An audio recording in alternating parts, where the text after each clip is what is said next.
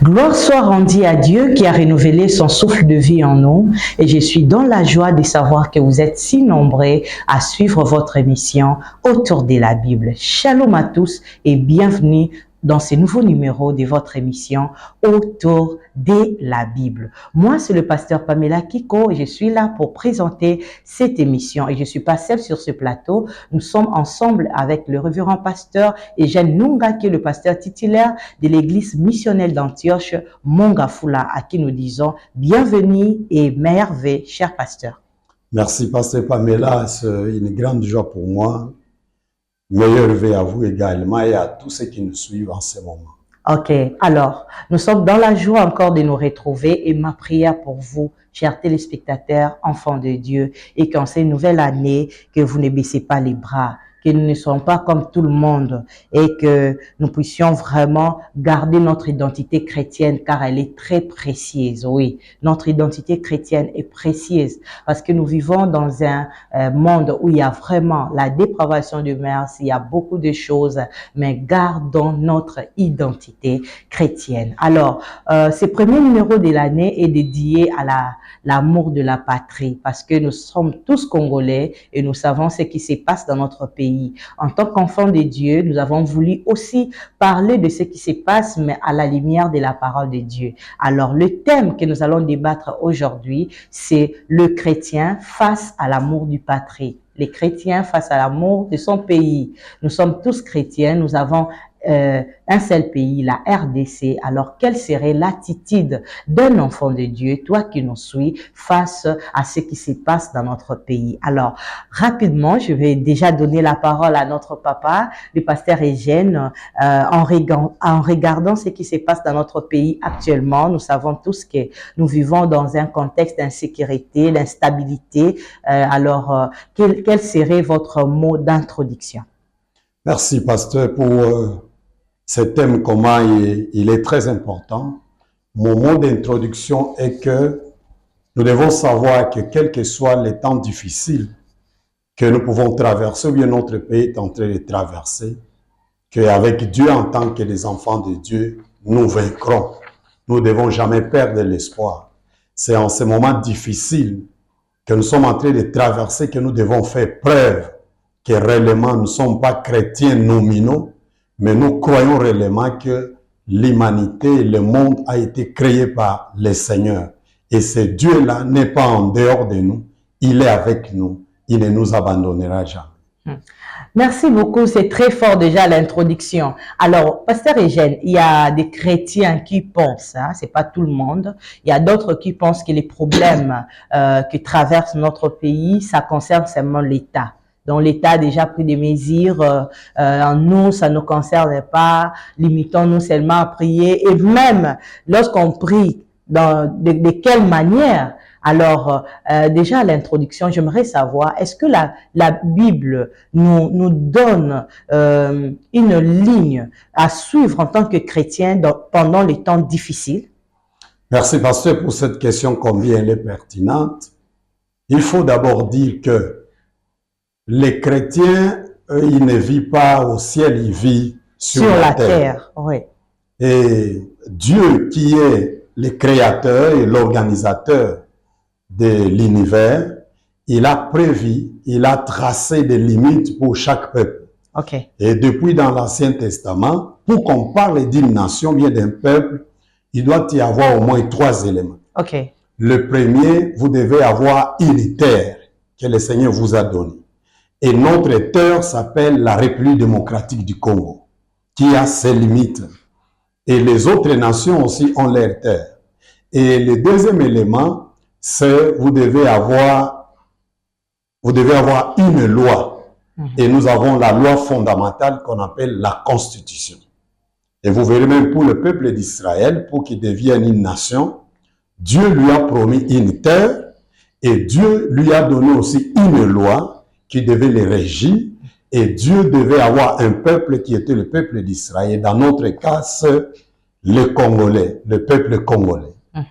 Est-ce que la Bible donne une ligne de conduite à des moments tels que celui que nous sommes en train de traverser à notre pays? Oui, parce que les chrétiens, avant tout, les citoyens de son pays, de sa nation, il ne vit pas dans une vase close, il est dans une terre et dans une superficie qu'on appelle la République démocratique du Congo. Et toute la Bible demande aux chrétiens d'aimer d'abord son pays. Si nous voyons l'exemple de Jérémie 29, le verset 7, il a été demandé aux enfants d'Israël en exil de prier et de rechercher le bien de la ville où l'Éternel les avait déportés. Pourquoi? Parce que leur bonheur dépendait de là où ils vivaient. Donc la Bible nous montre que nous devons aimer la patrie, notre terre, notre pays, parce que notre bonheur dépend de la terre où Dieu nous a placés. Et en l'occurrence, pour notre cas, c'est la République démocratique du Congo. Si il y a des agitations, de guerres, de maladies, les chrétiens ne seront pas épargnés.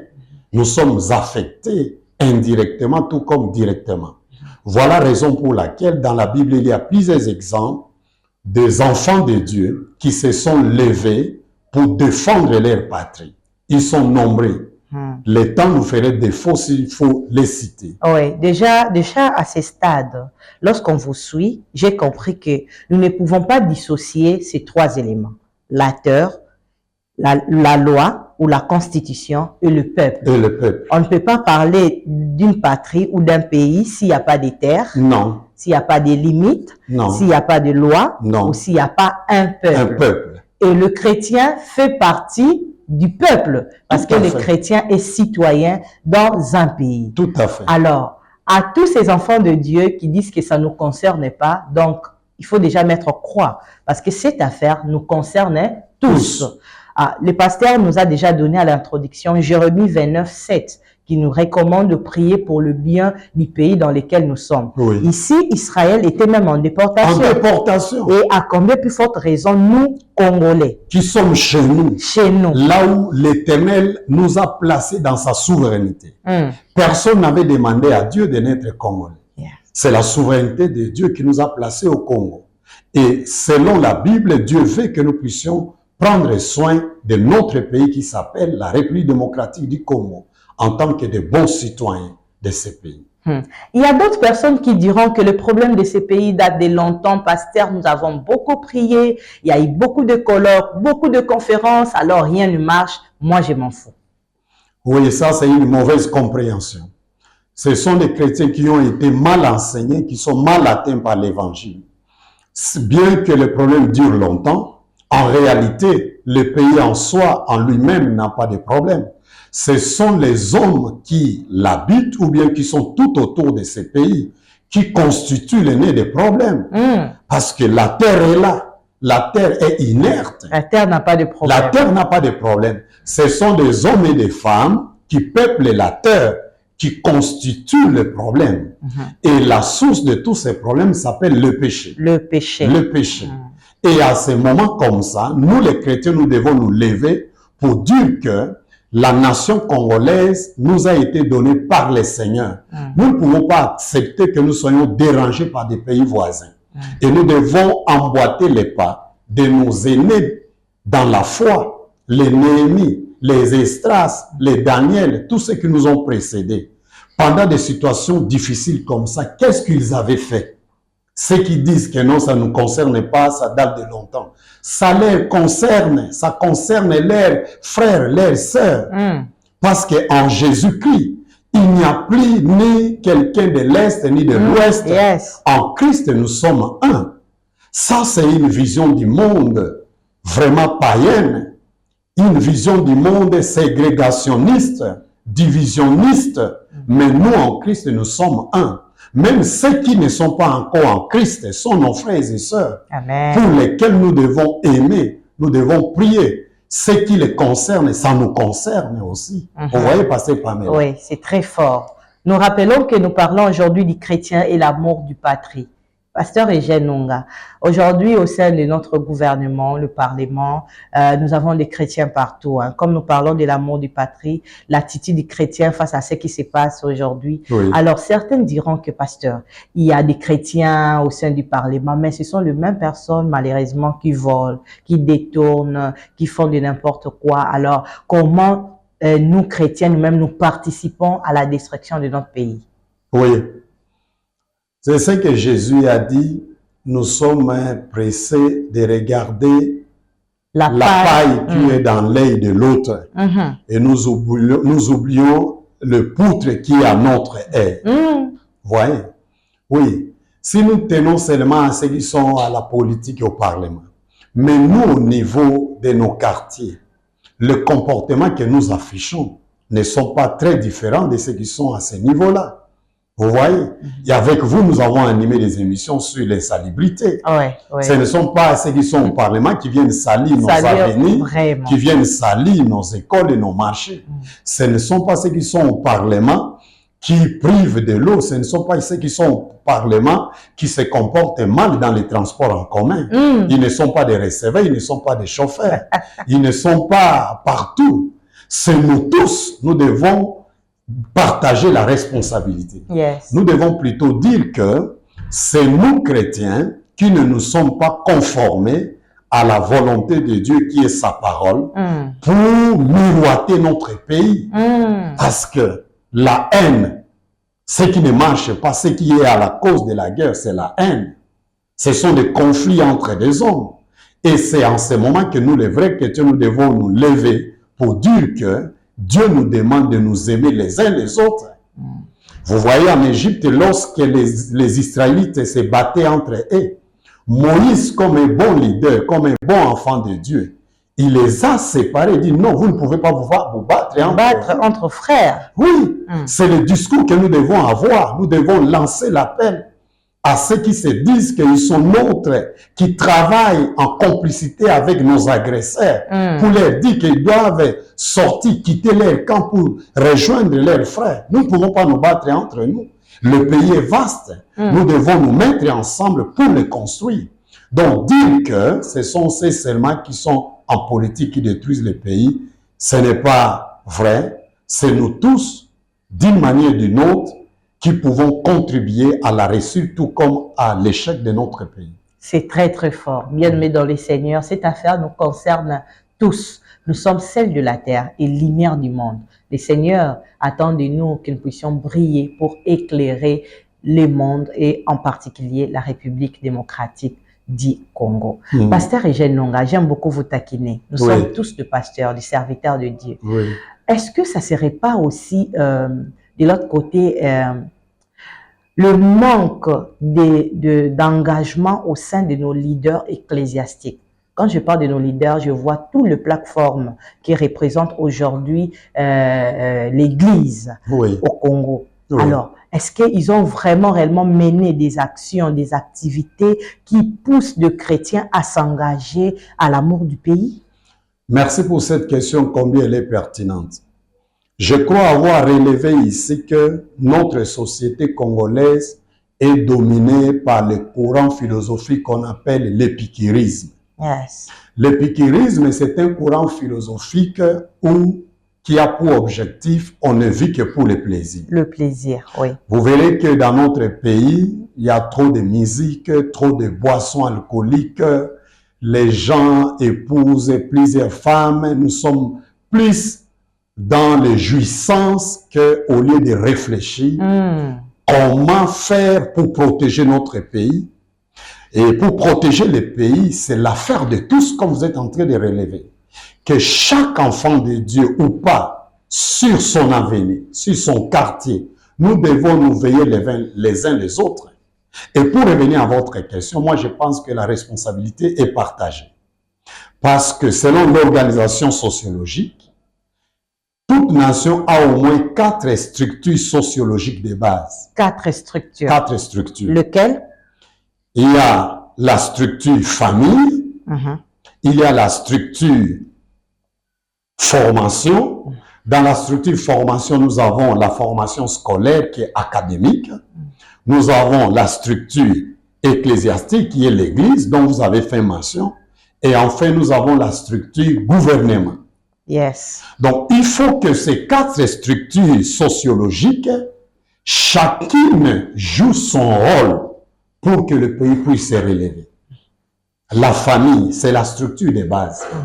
Tout le monde, que vous soyez pasteur, que vous soyez séculier, que vous soyez politique, un homme d'affaires, une femme d'affaires, nous tous, nous sommes ici de famille. Oui, d'une famille, oui. Vous voyez? Et avec vous, nous avons relevé que l'éducation de la famille s'appelle l'éducation de base. Vous voyez? Si la famille est bien structurée, beaucoup de dérapages, de koulouna, de désordres, de violences, nous ne les verrons pas dans notre ville ni dans notre société. Vous voyez, pasteur? Il faut que la structure famille joue d'abord son rôle. Son rôle d'assurer une meilleure éducation à leurs enfants. Parce que ce soit le président de la République, le magistrat, les juges, les chauffeurs, pasteurs, l'enseignant, le policier, le militaire, tous nous sommes ici d'une famille. Et nous ne faisons que reproduire l'éducation que nous avons reçue de la famille. Vous voyez, la structure famille doit jouer un rôle important. Et la deuxième structure, qui est la formation, doit aussi jouer son rôle. La formation à la fois scolaire qui est académique ou extra-académique doivent maintenant construire sur la base qui est la famille. Qui est la famille. La base de l'éducation que la personne a appris, a accumulé au sein de sa famille. Vous comprenez? C'est comme ça que dans les universités, on dit la science sans conscience n'est qu'une ruine de l'âme. L'auteur, c'est Lablin qui a dit cela. Vous voyez? Donc, la science, la formation à la fois scolaire, académique, doit construire sur l'éducation des bases familiales. Et la troisième structure, c'est l'Église. Certes, l'Église ne vient que construire sur les lacunes familiales, les lacunes scolaires, et cela rend un travail rude, difficile à l'Église. Quelqu'un qui n'a pas reçu une bonne éducation au sein de la famille, même s'il écoute la parole de Dieu, même si les pasteurs l'encadrent, vous verrez déjà que c'est une personne très difficile à encadrer. Vous comprenez, pasteur? C'est comme ça que j'ai dit les responsabilités sont partagées. Donc, il est vrai que l'Église doit assurer un encadrement intégral parce qu'il doit s'occuper de tout l'homme, de son corps, de son esprit et de son âme. Mais l'Église seule ne saura pas combler les vides des autres structures. Et la structure gouvernement doit jouer le rôle d'administration bien administrative pour aider les 3 différentes structures à bien jouer les rôles. Vous voyez un peu, pasteur Pamela? Donc, à mon sens, je pense que ces 4 structures ont des responsabilités partagées. Si nous les combattons seulement à l'Église, l'Église ne peut pas emprisonner une personne, ça au moins vous le savez. Ça, c'est le rôle du gouvernement. L'Église ne peut pas sortir sur la rue, réguler la circulation routière. Ça, c'est le rôle qui est dévolu au gouvernement. Vous voyez? C'est pourquoi, pour moi, je trouve que ces 4 structures n'arrivent pas à conjuguer leurs efforts pour hisser notre pays d'aller de l'avant. Ok, mais l'Église, pasteur, moi je suis toujours là. L'Église aussi peut participer à des activités sociales, par exemple, parce que nous parlons de l'amour du patrie, dans les activités sociales pour conserver, pour protéger, sauvegarder notre environnement et notre pays. Malheureusement, ce n'est pas le cas. On laisse tout au gouvernement, tout à l'État. Même s'il faut balayer, s'il faut faire des salongos, on laisse tout à l'État. Malheureusement, nos églises, c'est vraiment un constat général. Même nos leaders ecclésiastiques peu sont ceux-là qui s'intéressent à cela. Alors, c'est dans ce sens aussi que nous devons voir les choses. Parce que lorsque nous parlons de ces défis d'instabilité, nous voyons l'instabilité sociale, économique, sécuritaire, en tout cas, les pays est vraiment en instabilité. Que le Seigneur nous aide, bien-aimés. Alors, pasteur, nous sommes autour de la Bible. Nous rappelons que nous parlons du chrétien et l'amour du patrie. Alors, quels sont les exemples pratiques dans la Bible qui peuvent nous encourager, nous tous, à aimer notre patrie? L'exemple patent est celui de Néhémie. Néhémie que nous trouvons dans les livres de Néhémie. Vous voyez, Néhémie, il était déporté. C'est un juif qui était déporté à Babylone. Mais il réalise que malgré qu'il vit, il était diaspora, comme nous pouvons dire, dans notre contexte, il fut juif de la diaspora. Mais il avait l'amour de sa patrie, qui était Israël ou sa ville Jérusalem. Qu'a-t-il fait? C'est un enfant de Dieu, mais aussi un fonctionnaire de l'État. Il a fait preuve, il a fait preuve de son identité chrétienne pour reconstruire son pays, pour donner l'impulsion à sa ville Jérusalem qui était en ruine. Et aujourd'hui, il y a nos valeurs, le mœurs dans notre pays sont en ruine.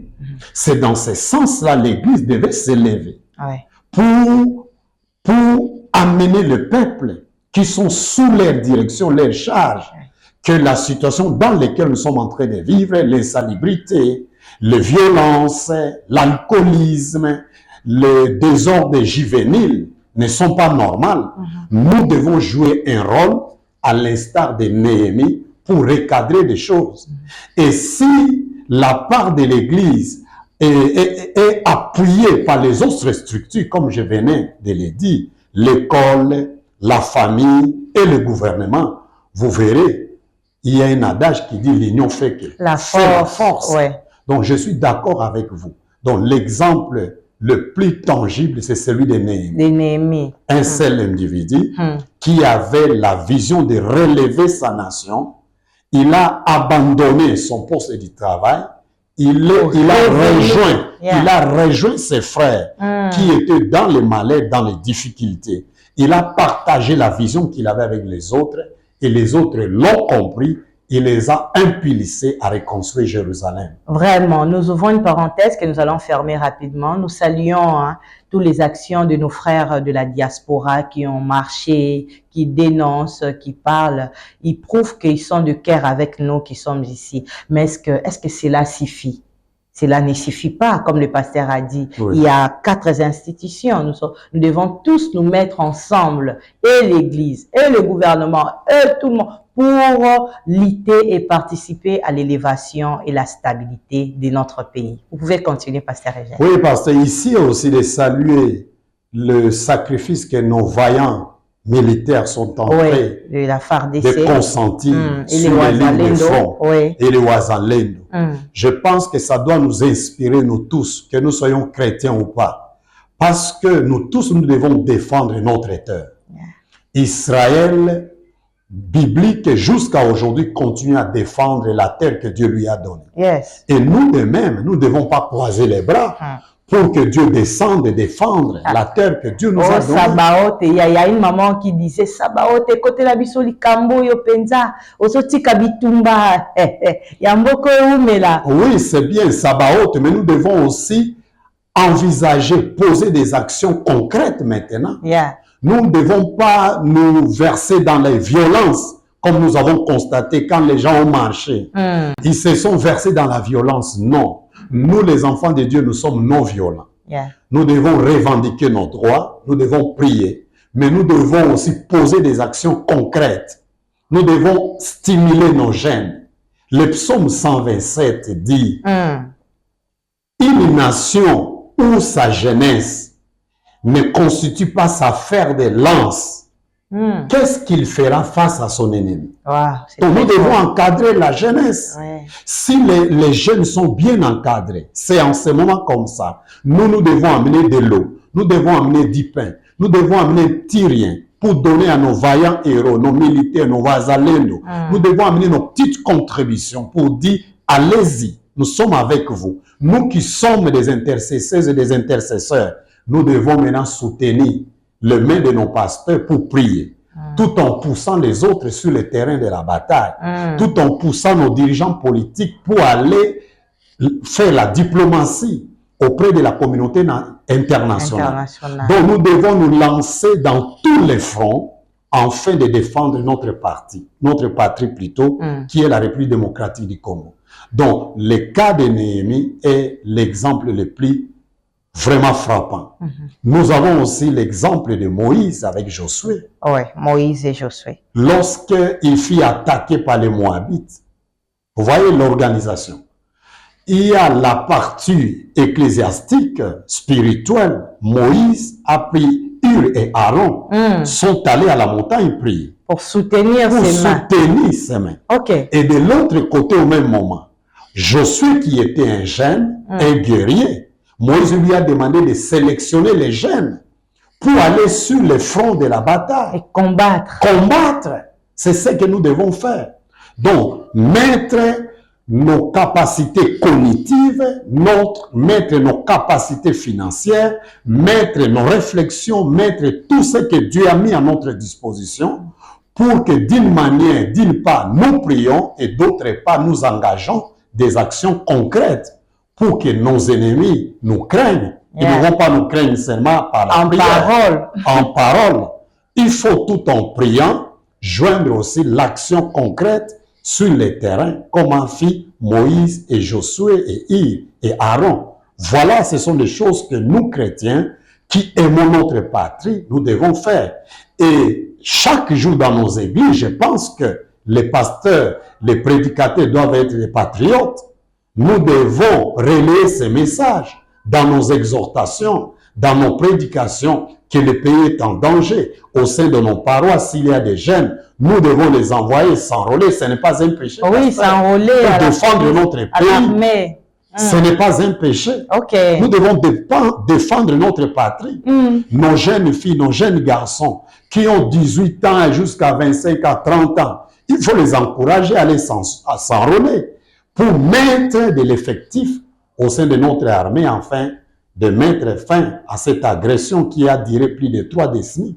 Oui, il y a même un bien-aimé qui nous a dit, est-ce que le gouvernement ne peut pas réfléchir, comme il y a trop de violence urbaine, surtout au sein de la ville Kinshasa, recruter tous ces jeunes-là et les envoyer à l'est du pays. Alors nous, en tant qu'Église, comme vous l'avez dit, nous ne devons pas aussi croiser les bras, encourager ces jeunes. Mais de l'autre côté, ceux qui vont là-bas, ils disent qu'ils sont ceci, ils découragent même ceux qui comptent aller parce que leur situation même sociale n'est pas assurée. Alors comment faut-il encourager d'autres personnes à les rejoindre, pasteur? Très bien. Vous voyez, pasteur Pamela, vous êtes pasteur, une servante de Dieu. Ah oui. La première des choses que Dieu nous demande dans toute la Bible, de ne pas céder au découragement. Le découragement est l'arme satanique et démoniaque. L'ennemi est là que pour décourager. Et je vous ai dit que la société épicurienne, c'est une société où les gens n'aiment pas consentir des sacrifices. À des moments difficiles comme celui-ci, nous devons consentir des sacrifices. Nous devons accepter de supporter certaines difficultés que nous pouvons éprouver sur le champ de bataille. Et moi, particulièrement en tant que chrétien patriote, nous devons bannir de tels discours dans des réseaux sociaux et dans des médias, dans nos prédications, dans des bus et dans des marchés. Nous devons plutôt encourager les gens. C'est comme ça. Nous, Église, nous ne devons pas seulement prier. Nous devons compléter. Quand les gens se plaignent, il n'y a pas d'eau, il n'y a pas de pain, il n'y a pas un meilleur encadrement. Mais nous devons faire des petits sacrifices. Ne fût-ce $1, pour appuyer nos militaires, appuyer nos jeunes qui sont prêts à s'enrôler pour y aller. Vous voyez passer parmi nous. Dans toute la Bible, vous le connaissez, la Bible nous demande de ne jamais nous décourager. Parce que le découragement constitue l'arme diabolique et l'arme que l'ennemi utilise. Donc moi, je demanderais plutôt à ceux qui se plaignent, nous ne devons pas nous plaindre parce que si les autres là, les Rwandais, avec leur projet de venir coloniser, continuer à dominer, à diriger, à faire tout ce qu'ils veulent, est-ce qu'ils seront dans la joie? Je ne le pense pas. Mieux vaut être libre qu'être sous le joug étranger. Et la liberté s'obtient au travers des sacrifices. Donc, sans les sacrifices, nous n'allons pas nous en sortir. Il n'y a pas de liberté sans sacrifice. Apprenons à faire des sacrifices. C'est comme un peu la vie chrétienne. Hein? Nous disons, nous sommes enfants de Dieu, mais nous ne voulons pas faire des sacrifices. Nous voulons vivre comme tout le monde. Non, non. Quand les fondements sont renversés, qui doit faire les justes? Les justes aussi doivent prendre conscience et faire des sacrifices. De l'autre côté, nous prions, mais de l'autre côté, nous posons des actions qui aident et accompagnent les pays à passer ou à quitter ces moments d'instabilité. Alors, Pasteur Eugène, nous chitons déjà. Alors, s'il y a encore d'autres exemples ou si vous avez des conseils pratiques à donner aux chrétiens, aux enfants de Dieu qui nous suivent maintenant. Oui. Les conseils pratiques, j'invite d'abord tout le peuple de Dieu parce que le Congo, c'est un pays à majorité chrétienne.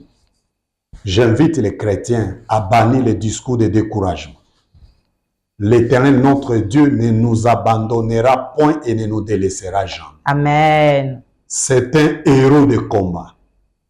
Que les 4 structures que nous avons relevées, la famille, les formations scolaires et académiques, les églises et le gouvernement puissent collaborer ensemble pour que nous puissions sortir notre pays de la boue, du gouffre dans lequel il se trouve, de l'instabilité de tout genre dans lequel nous nous trouvons.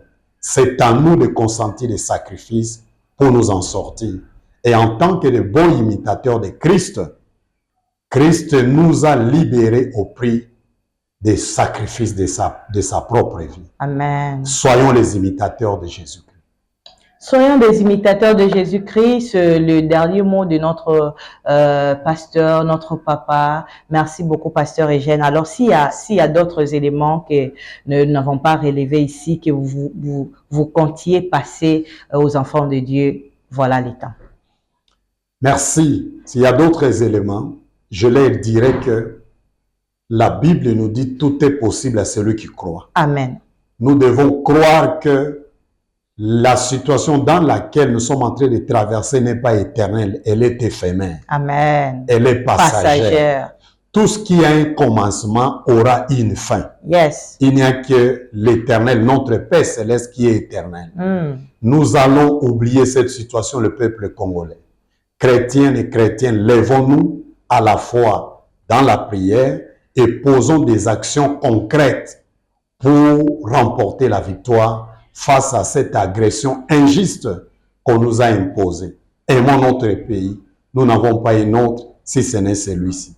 C'est très fort. C'est par ici que nous mettons fin à ce premier numéro de l'année. Nous avons parlé du chrétien et l'amour de son patrie, ensemble avec le révérend pasteur Eugène Nonga, qui est le pasteur titulaire de l'église missionnaire d'Antioche Mongafula. Alors, nous vous encourageons à continuer de suivre cette émission. Vous pouvez le retrouver, toutes nos émissions, sur notre page officielle, Studio Sangmalam officiel, YouTube, même sur Facebook. Alors, l'émission s'intitule Autour de la Bible. Tapez, vous allez retrouver toutes nos émissions. En cette année, nous voulons vous encourager à nous laisser vos commentaires, parce que c'est grâce à vos commentaires que nous savons et nous croyons que vous êtes ensemble avec nous. Alors, si vous avez besoin de nous contacter, notre numéro est affiché au bas de vos écrans. Moi, c'était le pasteur Pamela Kiko. Si Jésus-Christ ne revient pas, nous allons encore revenir ici pour un nouveau numéro de votre émission Autour de la Bible.